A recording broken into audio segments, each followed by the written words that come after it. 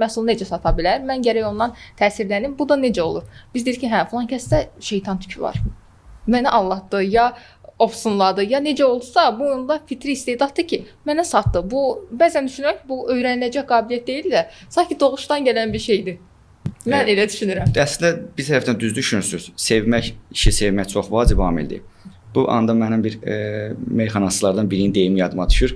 Məşədi baba deyir ki, toyların birində hər hansı bir hadisə baş verir. Deyir, nə var ya meyxana deməyə? Mən də gələrəm deyərəm. Deyir ki, 2 kəlmə deyirəm. Deyə bilərsən, sən deyə bilməzsən və onu qovulur.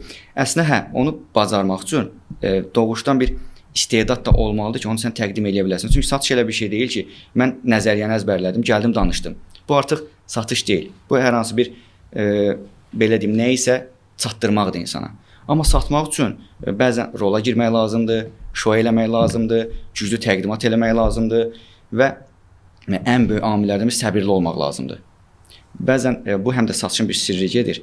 İnsanların duyğusuna toxunmaq lazımdır. Elə satış məsləhətləri var ki və peşəkar satış məsləhətləri insanların duyğularına toxunmaq çox gözəl bacarır və çox gözəl satışı həyata keçirir. Və biz bu satışı həyata keçirir. Bu biz çıxır da, yəni duyğulara toxunma demək. Bəli. Emosional bağ qurmağa çalışır. Mən səni başa düşürəm. Mən də sənin yerində olmuşam. Mən olsam bunu alaram. Əslində bu satıcıların sirridir.